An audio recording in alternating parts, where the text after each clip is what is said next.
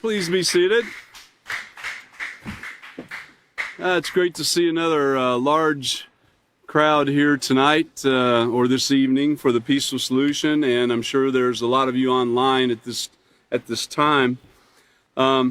We are here again for another class of the Peaceful Solution Character Education Program Teacher Certification course, and we'd like to welcome everybody that's able to attend this evening. If you've been following along, you'll know that we're in the self-control unit, and our self-control unit is really, it's foundational. It's an amazing thing. I mean, you can't do anything. You can't develop your character without self-control. You've got to have self-control. It's so very, very important. And so we're digging into self-control, what it is, how it works, how you can use it, in your life, and looking at the negatives and positives, of influences, the negative influences, positive influences, and so forth, and then of course how to maintain your self-control. So this is a very thorough unit, and we're going to get right into it here. Just briefly going back over what we've already covered, just real quick.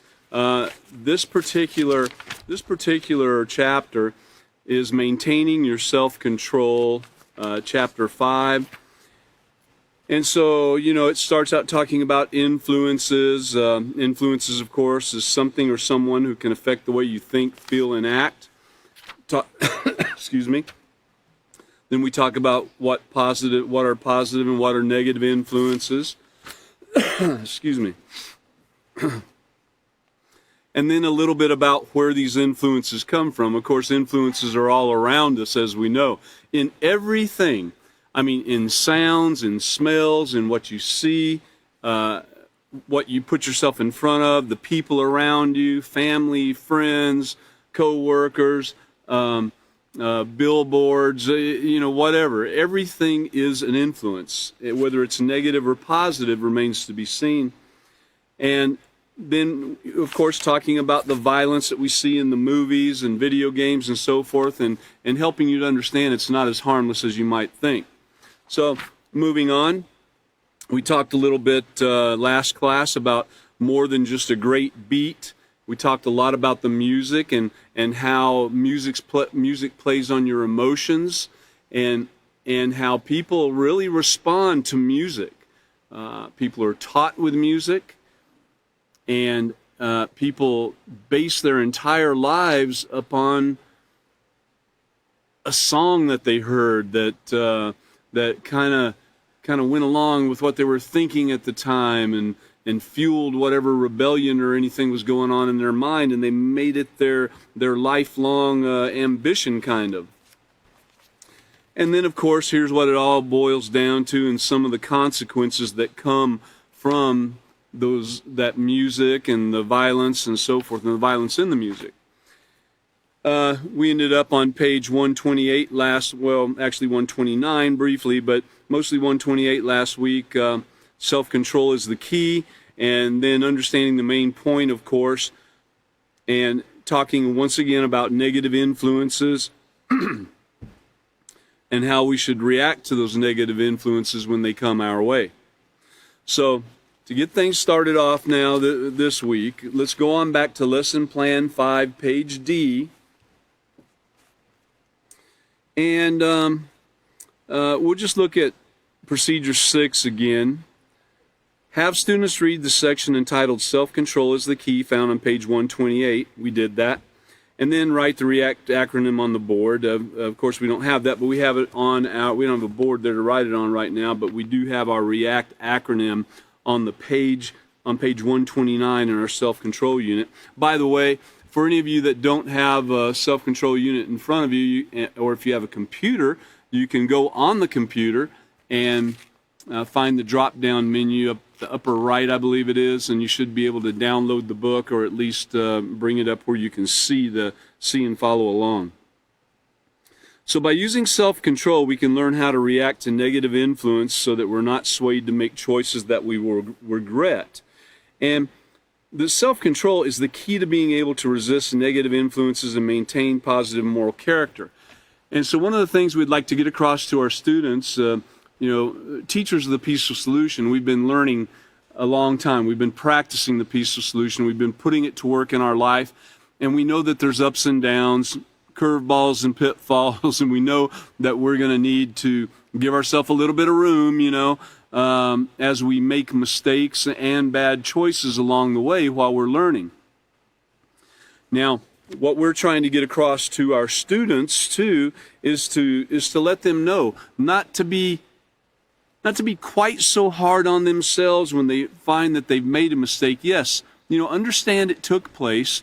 Maybe one or two kicks and that's all. Don't get carried away, and realize that, look, I can change this. I can stop whatever's taking place right now, and I can move forward by practicing self-control. Hey, okay, I didn't practice it too well, and I got started playing this video game here. I just need to stop right now. I know this thing is wrong that I'm doing, all this violence and everything. There's no benefit to it, and put it aside and move on. So we can do that. When you make a mistake or a bad choice, stop.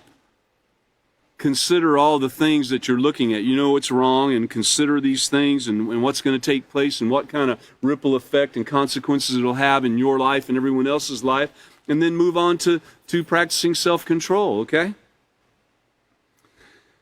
All right, so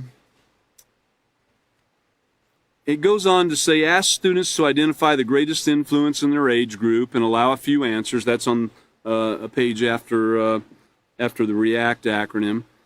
And explain to students that because all humans have a need to belong and feel accepted by people they can identify with, their peers have the greatest influence on them, okay? We're not immediately going to 130. We'll come back to that in just a moment.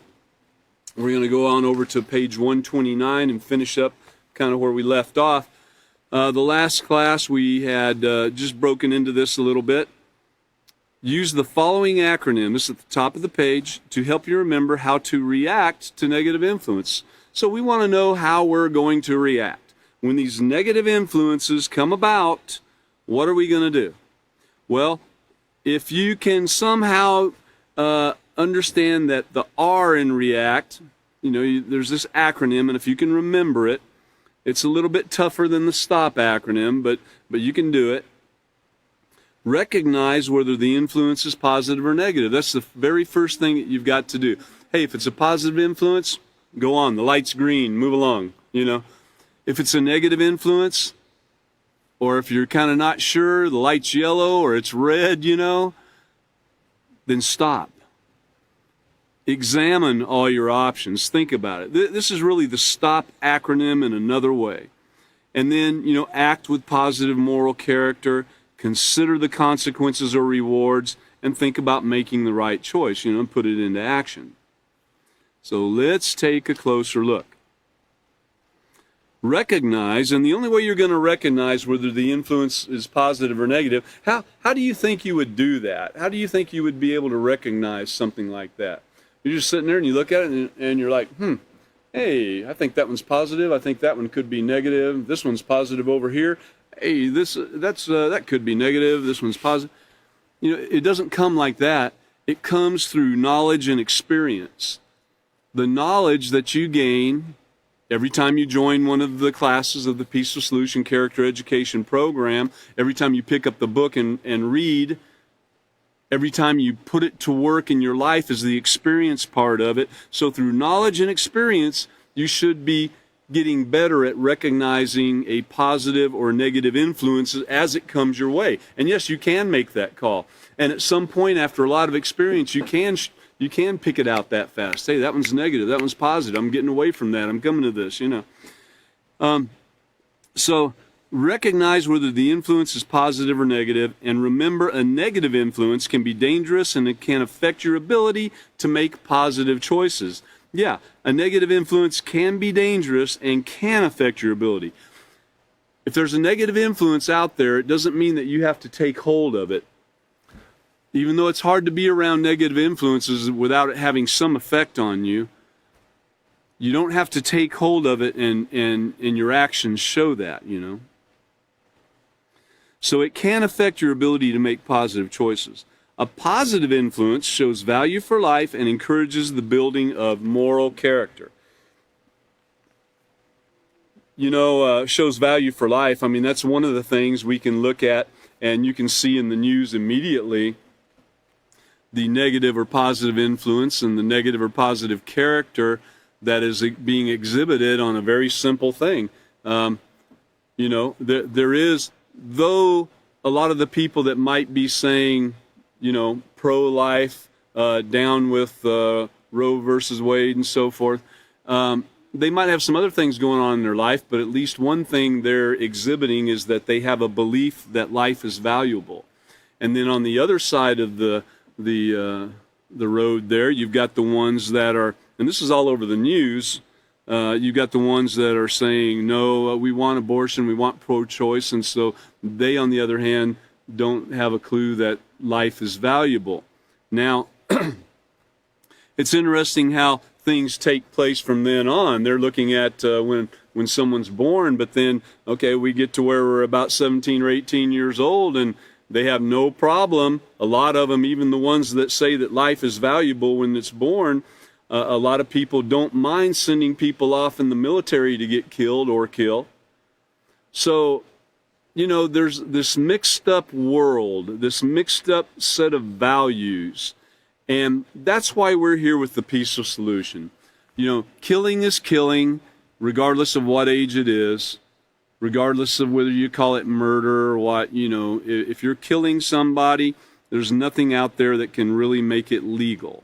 You shouldn't be killing anyone. You should have a high value on life. And if you have a high value on life, then you'll never join in on that kind of stuff. You would never kill anybody. So, a positive influence shows value for life and encourages the building of moral character. Now, evaluating the situation, examining all your options and making the right choice, it takes that evaluating. You have to really sit back and look at it, examining your options. Because you've got several options in almost every situation. It's just not cut or dry.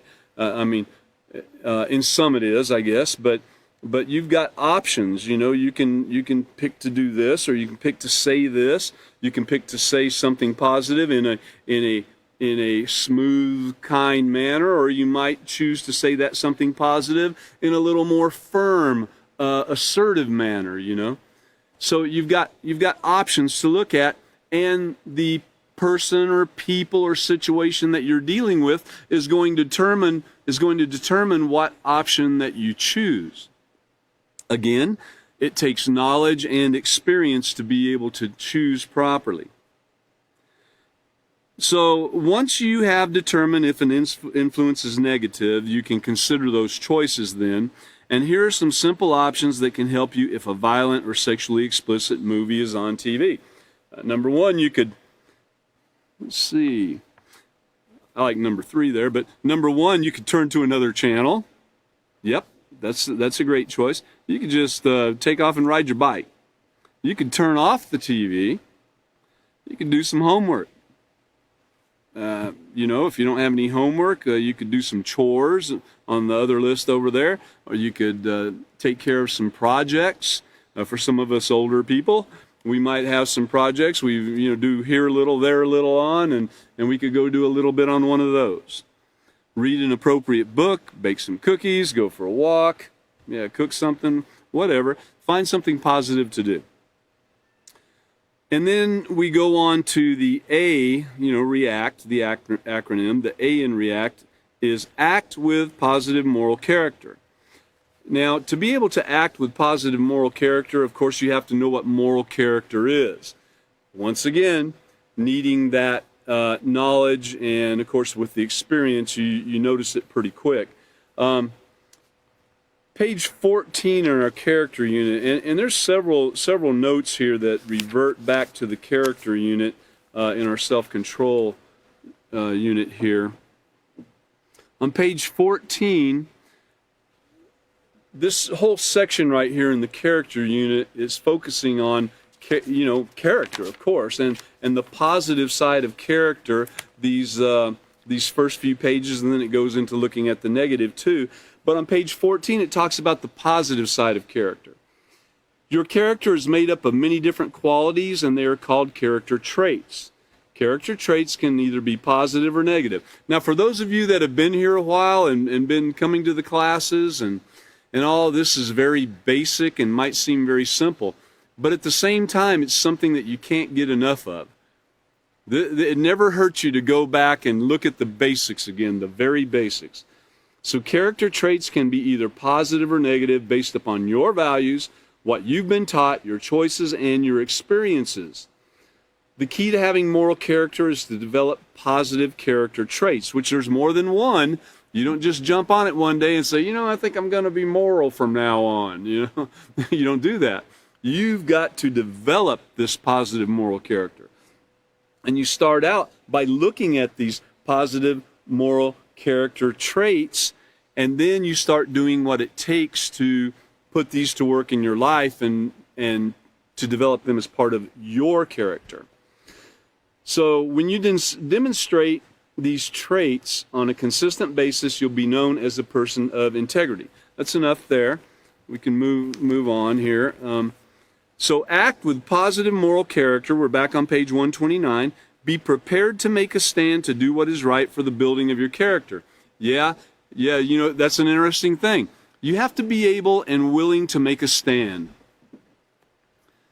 If you know something is taking place that's wrong, you can't be mealy-mouthed about it.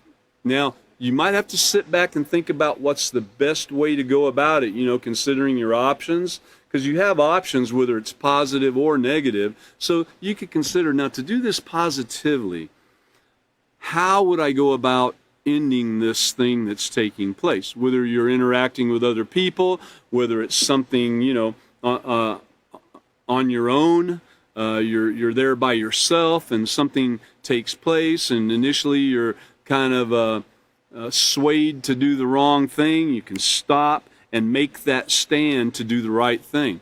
If you're with a group of people and there might be something being discussed or some action being taken that affects people's lives or doesn't, and you're there and you know something wrong is taking place, you can look at it and see that this is wrong. This does not fall into the categories that we've been talking about positive moral character. Or you might see some type of bullying taking place, trying to force someone to change their mind on something. You know what you do? You need to be prepared to make a stand, to do what's right for the building of your character, and possibly help others along the way. So you've got to consider the consequences or rewards. This is C in our REACT acronym. C, consider the consequences or rewards.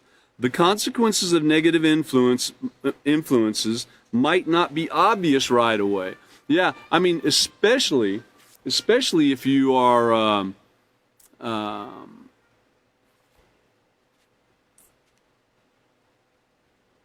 especially if you don't, it might be something that's a little more subtle. Possibly even a song in a grocery store or something, playing on the Muzak or something, that music, going through your head. It could be a violent song or one that brings back some negative memories. And so you might not notice it right away, but then you might get in the car or get home later and you might find that your actions are kind of leaning towards that way, It's really influences are strong, very, very strong. And that's the thing we have to remember. They're nothing to play around with. So the consequences of negative influences might not be obvious right away. For example, the effects of watching violent movies might not be evident until you react violently to a situation. And you'd be like, man, why did I do that? Where'd I get that from? Oh, well, could it be because I was watching Kung Fu fighting? I mean, you think about it. Rewards might not always be tangible.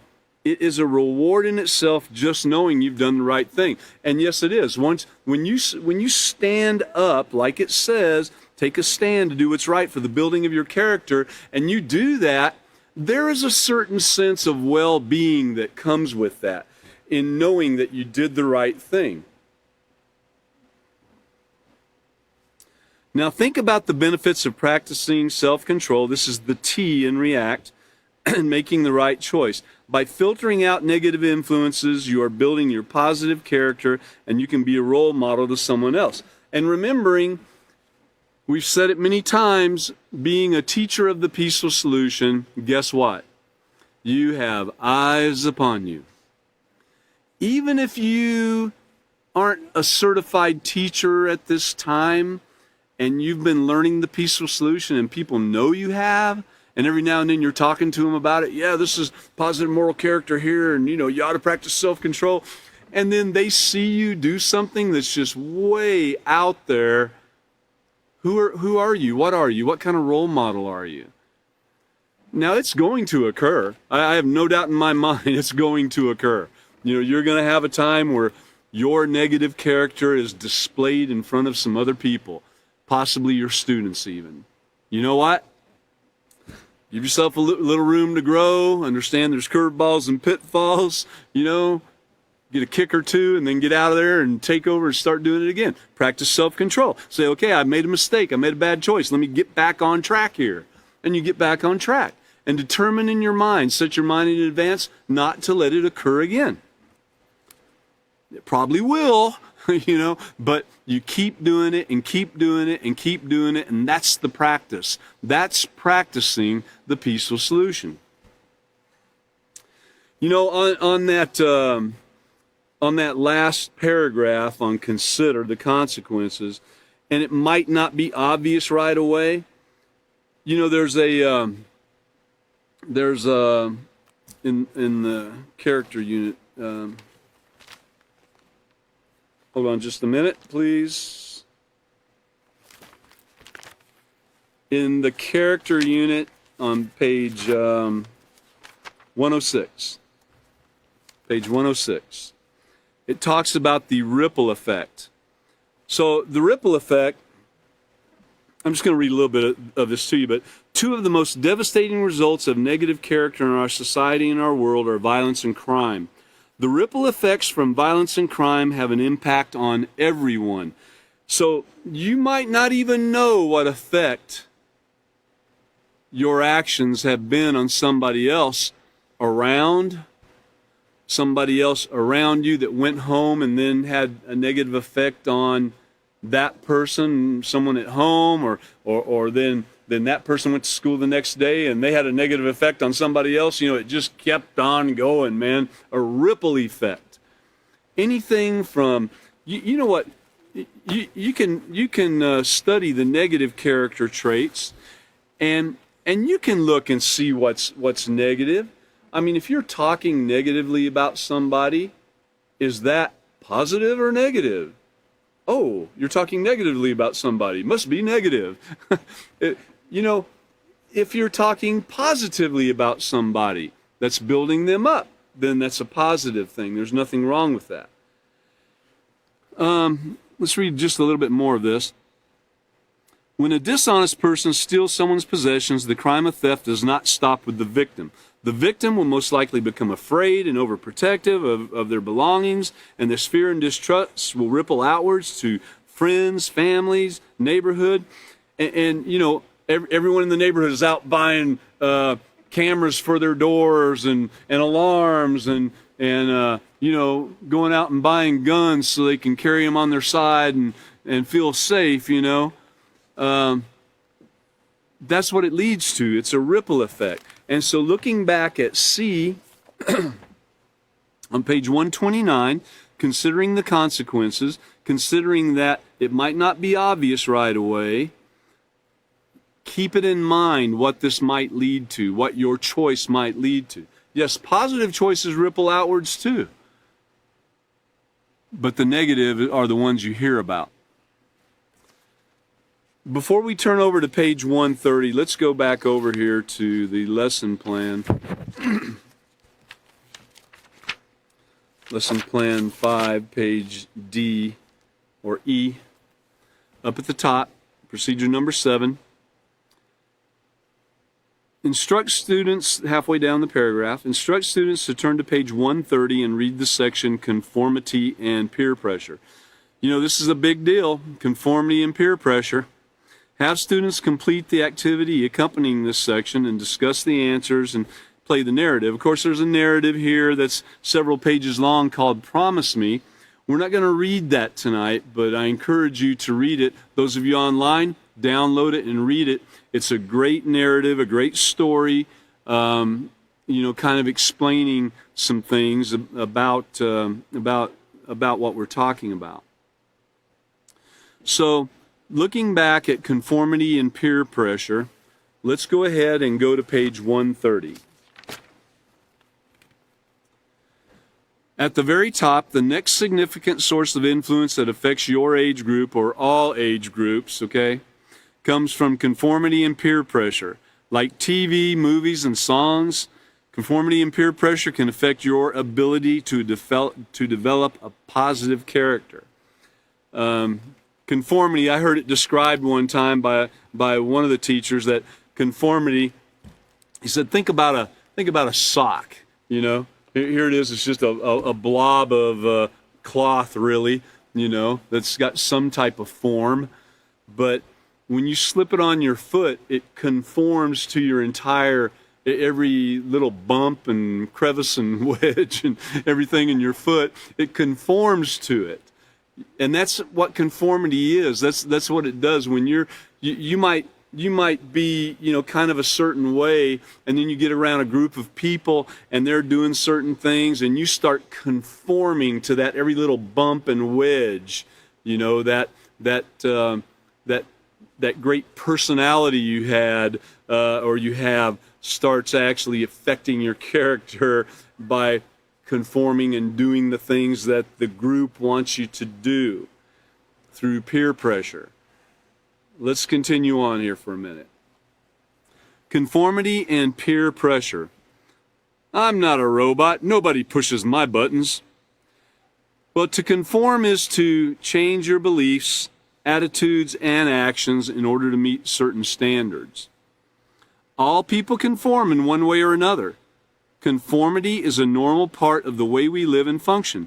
I remember back when the mask mandates first came out for COVID-19, and even when we had class, people were wearing masks. They were conforming to what the current law or the current executive order by the governor or the current building that we were in and so forth. Whatever the requirements were, we were conforming to that by wearing masks when we came to class. And many people wore masks even when they weren't around other people on the outside, you know, conforming, you know, even more and probably going a little, you know, over and above, which was not harmful. And that's just one little example right there. But all people conform in one way or another. Conformity is a normal part of the way we live and function, and in order to stay in business and make a profit, clothing designers, automobile manufacturers, and the movie industry all depend on our need to conform to popular trends and styles. Yeah, because, you know, there are collectors that go out and buy cars, and they leave the window sticker on it, and they take it to a temperature-controlled storage environment and put it on blocks so that the tires don't sit there and dry rot and so forth. And 20 years later, you come in and look at that car, and it's still brand spanking new, and you look at it, and you're like, oh, that's kind of neat. But really, if you're going out and buying a car, you're not going to be looking for that particular design. You're going to go with something a little more in trend with the local or with the current designs and everything. And I know a little bit about that because people do People do that all the time. They want to get a new car just because of the way it looks. Not necessarily because they need it, but just because of the way it looks. All right. So what you are willing to conform to is based upon your character, your values. Remember we talked a moment ago about values, and we're going to talk a little bit more about it too. You know, everyone has a value system, and you grew up with it, and that's how it got formed. We'll talk about it in a minute, but so based upon your character, values, and how you're influenced. For example, a certain designer has a popular line of clothing, and because you value your appearance and staying up to date with the latest fashions, you are influenced to buy that designer's clothing. By doing this, you have just conformed to the standard of what is considered popular. Okay? So you need to look at, before you do that, you need to look at it and realize that the popular standard, those things, especially with clothing, just because it's popular doesn't mean it's right. You know, you need to look at that clothing and see, you know, is it by wearing this, am I going to be a modest person or an immodest person? Am I going to be what type of personality will people determine that I have based upon the clothing they see me wear? We've had whole lessons, and there's even more coming, about what clothing, what it does, you know, how it can affect the way people perceive you to be just by the clothes that you wear. Going back to our character unit again. Told you we'd be going back to it a few times. Right there's a great spot for character versus personality. Page 25 in your character unit really does kind of break down the difference between character and personality. Of course, it's not, you know, a couple paragraphs isn't going to do it. You got to go back and study this, and you got to put it to work in your life. But character versus personality. It's important to distinguish between an appealing personality and a positive character.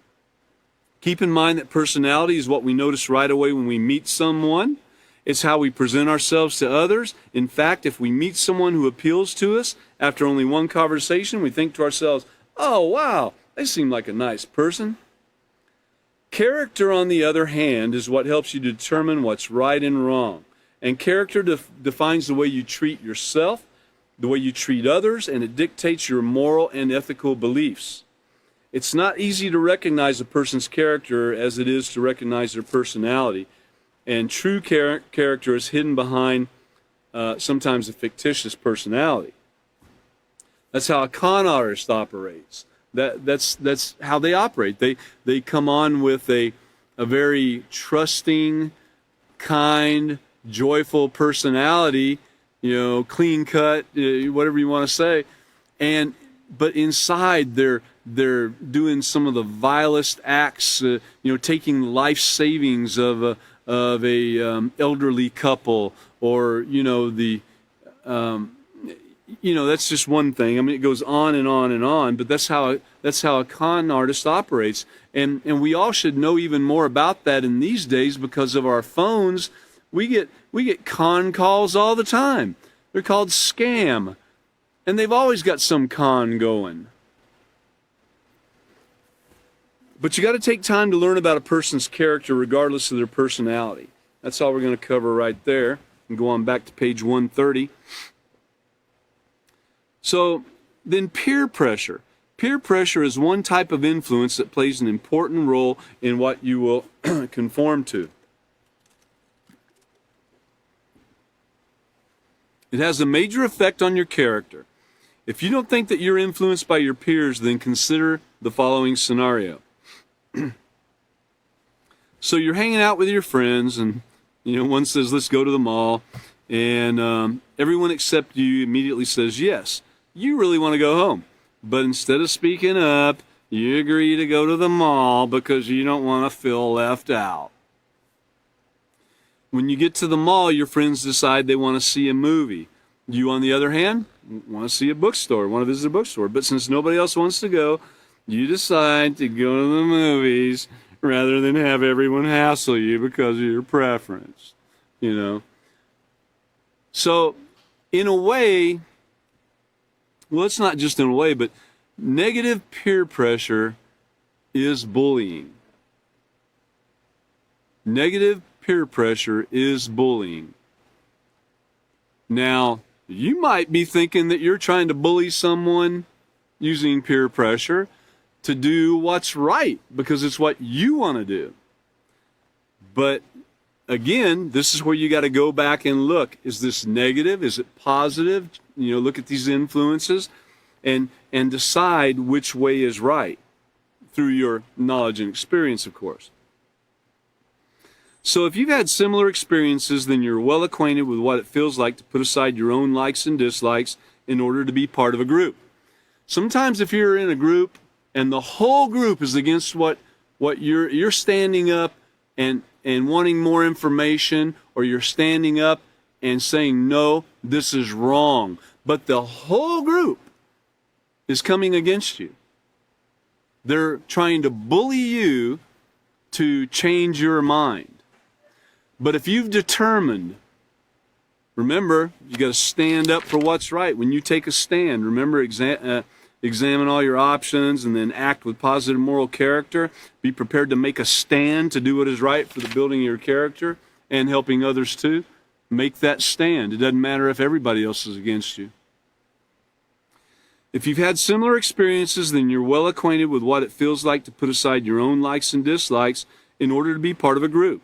Thinking that you have to go along with everyone else, no matter how hard they make it, no matter how they make everyone think you're just stupid, but to go along with everyone else in order to fit in or to avoid feeling as if you're weird makes peer pressure a very important issue.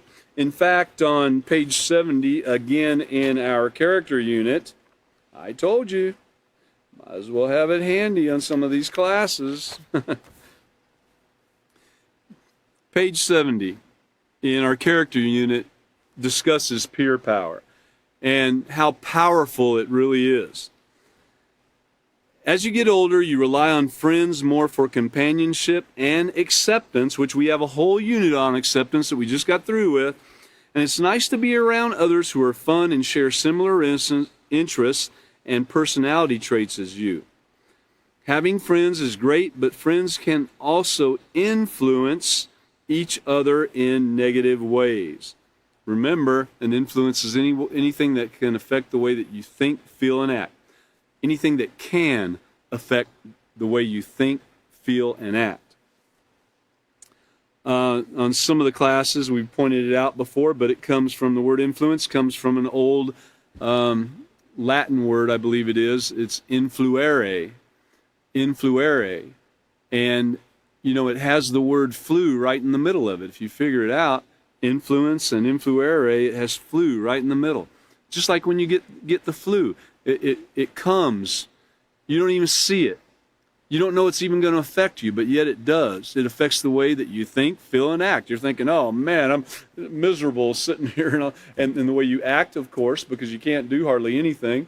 And so anyway, so that word influence is very important. All right, so if your friends accentuate the negative and not the positive traits in their character and encourage you to do the same, they are influencing you in a negative way, and that's called negative peer pressure. Negative peer pressure can come in different forms. So we're not gonna go through all of that, but there's a multitude of stuff in this character unit that deals with peer pressure, setting your mind in advance not to be influenced by your peers if it's negative. If you do, you know, going back to remembering, yeah, okay, I did it, I made a bad choice, made a mistake. Let me stop this right now and turn it around and get back on the right track. You can always do that, okay? So going back to page 130, we actually finished up there on 130, and so we're going to go on over to page 131 that's included in this whole thing of conformity and peer pressure. It's important to understand that peer pressure is not necessarily an external force. It is actually the pressure that we put on our own selves to feel accepted and to fit in. So get that. Think about that statement for a minute. So peer pressure, and we always consider, well, that's an outside force. Well, they're making me do it, or they're trying to get me to do it, and this thing. But the peer pressure, it's actually the pressure that we put on our own selves to feel accepted and to fit in. Because a lot of times your peers don't even have to say anything. And that pressure's on you to conform, right? They haven't said, hey, Joe Bob, let's go do this. Or we're wearing these hats. We got some more over here. They didn't have to say that. You're with them and you're seeing the things that they're doing, and you don't want to feel weird, so you just move right along with them. And that's that pressure that you put on your own self. Here's an example. Matt has never been an athlete, but at his new school, the students he wanted to fit in with either rode a skateboard, played basketball, or were on the football team. In an attempt to fit in, Matt asked his dad to buy him a skateboard. Now, notice that no one told Matt he had to get a skateboard. Matt chose to skateboard in order to be accepted. He made his own decision based upon that pressure that he felt from being around his peers. Many studies have proven that in order to fit in, people choose to change the way they behave and do things that they would never consider doing on their own. This is the way that people get taken advantage of. This is the way that children get taken advantage of. This is the way that teenagers get taken advantage of. This is the way that we as adults get taken advantage of. I'm not going to go very deep into that. It's just that pressure to fit in, that pressure to behave the way that somebody's wanting you to behave. So in fact, peer pressure can be more accurately described as peer choice, because each person has the ability to choose what he or she will be influenced by.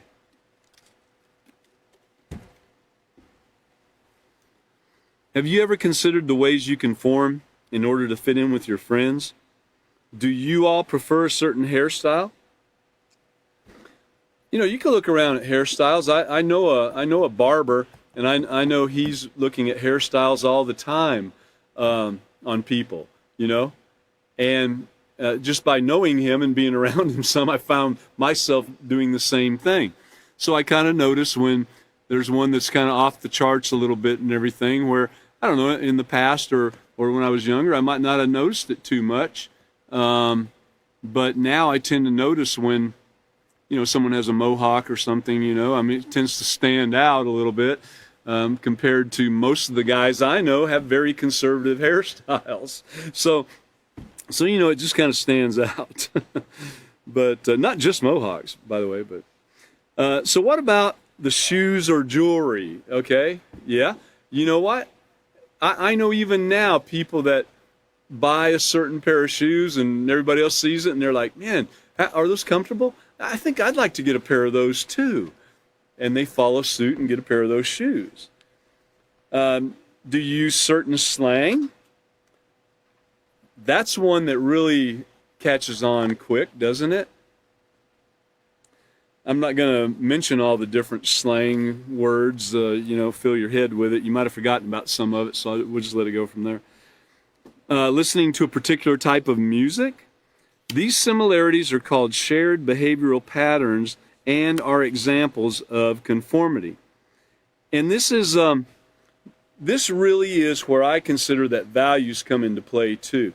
Just like, for instance, the music, the hairstyle, well, all these things. Everything here that we've talked about, everything that you do, whether the influence has an effect on you or not, or whether the peer pressure has an effect on you or not, is based upon not only your ability to practice self-control, but also your value system.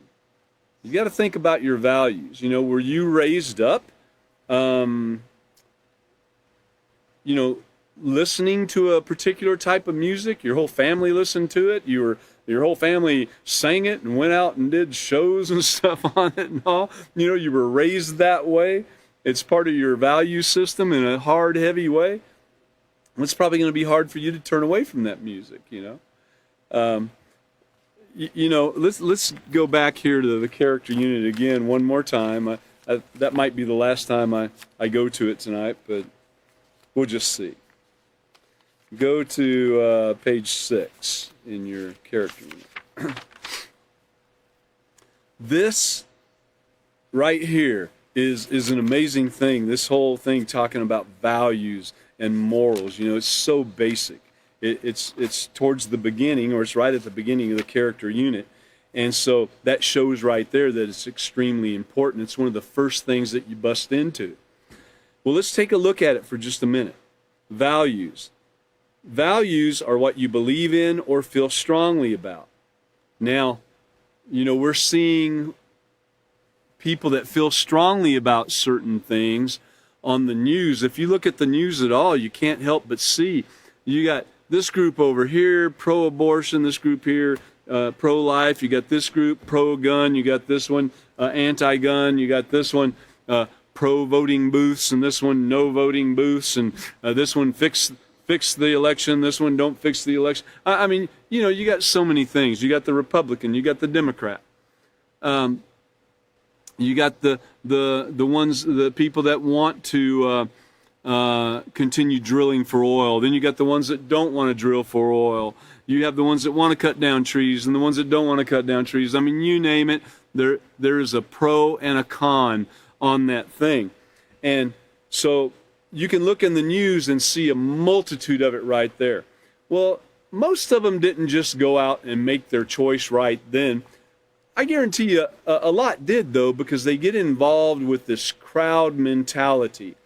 And where they might not have actually got involved in throwing bricks through car windows and everything to protest their individual thing that they don't like, where they might not have done that, but there were the big group and everyone's doing it, they might just jump in and grab one of those bricks and destroy the property too. But if they had a strong value system, and in that value system, one of the things that was very strong in their life was they just could not fathom the destruction of property. They never wanted to be a part of it. Their family wasn't a part of it. They grew up not being part of it. They grew up being a victim of property destruction. They're going to pretty much have a great value set up against that. And they might, even though with that crowd mentality going and being whatever pro or against they are, they might not get involved and pick up that brick and throw it, you know? That's kind of, you know, stretching out there a little bit. But, you know, think about it. So values are what you believe in or feel strongly about, and they also play a key role in developing your character. The sum total of everything you value becomes your value system. Yeah, if you don't value having a great character, if you don't value having self-control, if you don't value showing respect to people or being respected, if you don't value these things, who cares? Why should you care? You know? If you don't have some type of value built up into it that you want to learn these things, then why would you? Hopefully everybody that gets even the slightest taste of the peaceful solution can see how great it is and how it can change their lives, and so they would want to get all this information and learn how to experience it and practice it in their lives. So as you mature and grow, your parents share their values with you, just like their parents shared their values with them. And the things they care about and consider are as important, are for the most part the same things you care about. And it goes on to talk about family members, interaction at school, teachers, friends, so forth and so on, and entire cultures, how they, really enjoy having modest apparel rather than immodest, and other ones are vice versa, you know. And you can look at a lot of people that have there's people I've talked to over the years, and you could ask them, well, why are you Democrat? Or why are you Republican? And they say, well, because it's right. And because my mama was a Republican and my daddy was a Republican and my granddaddy was a Republican. I'm a Republican. It's the right thing, And I'm not saying nothing against Republican. I'm saying that that's how deep it goes. People do base their value system upon, a lot upon how they grew up and what their mom and grandparents and so forth did. And there's even some hidden things they don't even know about that's in their value system because of what granddaddy and daddy and, on back values that they had that have transferred through genetics. But that's a whole nother deal. So it's important to know that there's a lot of people out there that haven't really researched and formed opinions based upon true facts, knowledge, and experience. More so, they've done it based upon just what they've been told all their life. And there's a lot of people out there like that. It's the same with religion. Well, my daddy was this religion, so I'm this religion. My granddaddy was this religion too. I'm not going to disrespect them by doing this other thing, So that's how deep it goes. Anyways, back to our self-control unit. Ending up right there, it says these similarities are called shared behavioral patterns and are examples of conformity. And this is where those strong positive values can help protect you. Let's go on over to page 132 and take a look at this these questions, and we'll look at a few of them. And like I said, we're not going to be reading the narrative tonight, but it's a few pages long. It'd be great for you to go ahead and read and really look at it. Okay, so the first question on page 132, to gain a little greater insight into how peer pressure plays a role in our life and what we're willing to conform to, think about this when the question is asked. You don't have to raise your hand and answer anything, but what style of clothes do you and your friends like best? Be honest with yourself. Ask it. Answer it in your head. Write it down if you want to. What type of music do you listen to? All right. What type of music do you listen to? Of course, I've had people tell me, well, I listen to all kinds of music. What recent movies have you seen? Now, this is supposed to be so we can gain a little greater insight about how peer pressure has played a role in our life and so forth. So you need to be thinking along those lines as these questions are asked. What type of activities do you and your friends do in your spare time? What type of activities?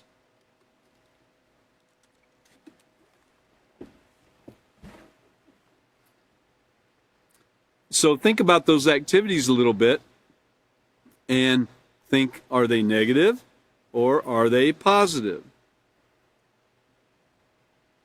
Are you gathering up and talking bad about people? Are you gathering up and having talking about the latest girl on a commercial or man on a commercial or whatever? From something you saw on TV or in a movie or something like that?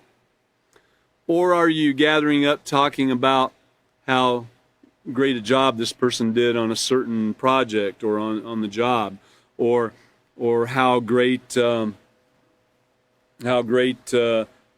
person did on a certain job, for instance? What foods do you and your friends enjoy as a group? Nothing wrong with talking about food, as long as healthy food, I mean, of course, I think everybody eats a little bit of junk food that doesn't have much nutritional value. I don't know if potato chips really have much nutritional value, but I did find myself discussing not long ago what potato chip I liked best. It wasn't a long-term discussion by any means, but What are some things that are important to you and your group of friends? What are some things that are important to you in your group of friends? Is the peaceful solution important? Is making sure that you had a positive effect on someone's life today, is that important? Is trying to make sure you are an example of the peaceful solution, of positive moral character today, is that important to you? If one of your friends disagrees with group plans, how is he or she treated? So think about that. This is one of those bullying situations. So if one of your friends disagrees with group plans, so here you got a whole group, all of you are wanting to do something in a certain way or go to a certain place or do a certain thing, and you got one person. If one of your friends disagrees with the group plans, how is he or she treated? Is that person's disagreement accepted? Or is the group's plan tried to be forced on them through bullying? You know, think about that one. That's a strong one, because it's hard for, you know, a whole group of people that the majority are saying, yes, we're going to do it this way or something. It's hard for them to kind of back down and listen to what one person's saying. And it's also hard for that one person to stand up for what's right and stand up against bullying. Very hard. Everyone will be tested with that at some point in time in their life, I'm pretty sure. So, what can you conclude? Does peer pressure play a role in what you're willing to conform to? Does it? Does it play a role in what you personally are willing to conform to? And then it says to explain your answer, but you can explain it to yourself. You know, write it down. What can you conclude? Does peer pressure play a role in what you are willing to conform to? I would hope the answer is yes if it's positive peer pressure and no if it's negative peer pressure. If the influence is negative, it should not have an effect on what you're willing to conform to. So let's all be positive. Hey, use the STOP acronym. You know, self-control, stop, think, options, proceed. You thought you were going to get out of here tonight without seeing it one time, right? But anyway, and the REACT acronym that we went through earlier is just like it. It tells you to do the exact same thing. So let's think about these things. Let's think about how important peer pressure is, and if we're being a positive influence by exerting a little bit of positive peer pressure with our friends in a kind, you know, respectful way. If our friends are disagreeable to something that we know is positive, you're never going to force anybody to do something and change their heart and mind. They have to learn. You know, you can present why something is better or why they should, just like we would present to you why not to steal. We would present to you the benefits of not stealing and show you the consequences of stealing. And so if you knew someone that was stealing and you were trying to help them by giving them those positives, but doing it in a kind manner, where they're not going to run from you and everything, that's the way to go. That's the way to do it. Okay, so I'd like to thank everybody for coming tonight to class, and I hope everybody got something out of it, and you that are striving to be teachers, hope that you were able to pick something out of this where it might help you with your particular student that you're working with right now. Our next class is going to be Sunday night or Sunday evening at 5:30 on 6/29/22. That's this year. So we look forward to seeing everybody. Oh, Wednesday, I'm sorry. I wrote down Sunday. I apologize. Thank you. Let's see, a little bit of positive peer pressure always helps, right? So anyways, look forward to seeing y'all again online here in person, and we're very glad you can make it tonight. Thank you.